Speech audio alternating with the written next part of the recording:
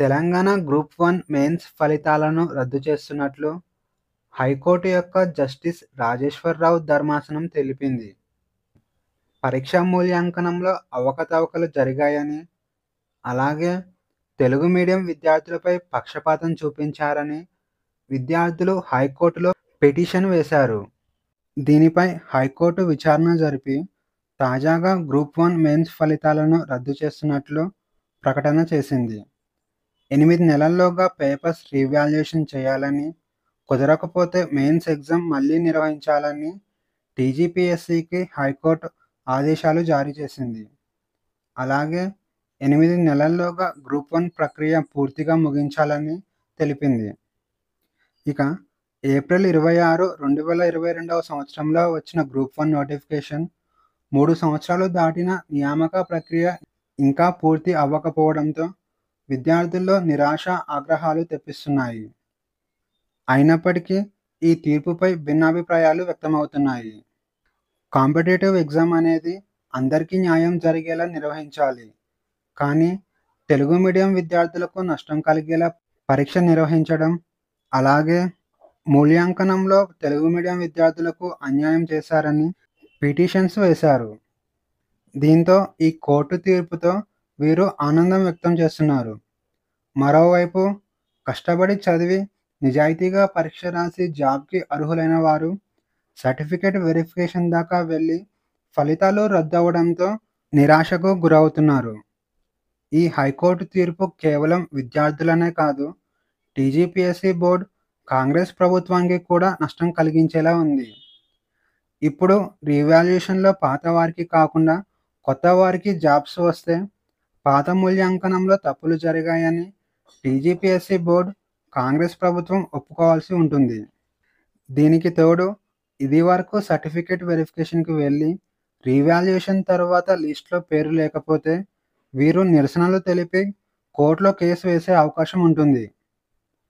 అయితే ఇక్కడ ట్విస్ట్ ఏంటంటే నోటిఫికేషన్లోని 15.5 ప్రకారం ఎలాంటి పరిస్థితులలో రీవాల్యుయేషన్ చేయకూడదు అని తెలిపింది. సో ఒకవేళ రీవాల్యుయేషన్ చేస్తే ఇది చూపించి మళ్ళీ కోర్టులో కేసు వేసే అవకాశం ఉంటుంది. 15.5 గురించి తీర్పు ఏది వచ్చినా కూడా ప్రాసెస్ మాత్రం ఆలస్యం అయ్యే అవకాశం ఉంటుంది.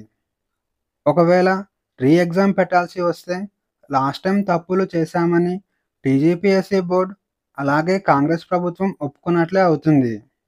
ఇక్కడ కాంగ్రెస్ ప్రభుత్వం అని ఎందుకు అంటున్నానంటే గతంలో టీజీపీఎస్సీ సభ్యులు చేసిన పేపర్ లీకులకు బీఆర్ఎస్ గవర్నమెంట్ని నిందించారు. ఇప్పుడు టీజీపీఎస్సీలో జరిగిన అవకతవకలను కాంగ్రెస్ ప్రభుత్వాన్ని నిందించాల్సి ఉంటుంది. ఇక 8 నెలల్లోగా ఎగ్జామ్ పెట్టి రిజల్ట్స్ ప్రక్రియను పూర్తి చేయడం కూడా కష్టమైన పని అని చెప్పాలి. గ్రూప్-1 మెయిన్స్ రాసిన వారు ప్రస్తుతం ప్రిపరేషన్కి దూరంగా ఉండి చాలా రోజులు అవుతుండొచ్చు.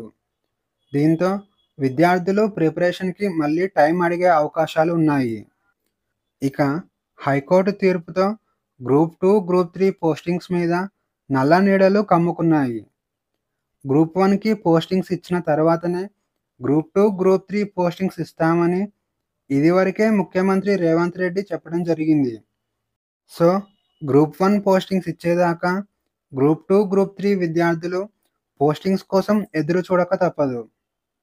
ఇక జాబ్ క్యాలెండర్ విషయానికి వస్తే పాత నోటిఫికేషన్లో నియామకాలు పూర్తవకుండా కొత్త నోటిఫికేషన్స్ ఇవ్వడం చాలా కష్టం అవుతుంది. పాత నోటిఫికేషన్లో పోస్టింగ్స్ పూర్తయిన తర్వాతనే ఖాళీల వివరాలు స్పష్టంగా తెలిసే అవకాశం ఉంటుంది.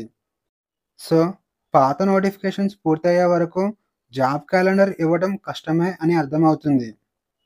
ఇక వీటన్నిటికీ ఒకటే మార్గం, టీజీపీఎస్సీ బోర్డు హైకోర్టు తీర్పును అపీలు చేసి వారి వాదనలను గెలిచేలా చేసుకోవడం మాత్రమే ఉంది. కానీ దేశంలో ఒకసారి హైకోర్టు తీర్పు ఇచ్చిన తర్వాత అపీలుకు వెళ్ళి గెలిచిన సందర్భాలు చాలా తక్కువ ఉన్నాయి. ఈ విషయాలపై విద్యార్థులు చాలా ఆందోళనకరంగా ఉన్నారు. సో మీకేమనిపిస్తుంది? రీవాల్యుయేషన్ చేయాలా, లేకపోతే రీ ఎగ్జామ్ పెట్టాలా, లేకపోతే నోటిఫికేషన్స్ రద్దు చేసి ఇప్పుడు వేసే జాబ్ క్యాలెండర్లో ఈ పోస్టులను యాడ్ చేసి నోటిఫికేషన్స్ ఇవ్వాలా? మీ అభిప్రాయాలు కామెంట్ సెక్షన్‌లో తెలియజేయండి. ఈ వీడియోలోని కంటెంట్ మీకు నచ్చినట్లయితే లైక్ చేయండి, షేర్ చేయండి. అలాగే సబ్స్క్రైబ్ చేసుకోవడం మర్చిపోకండి.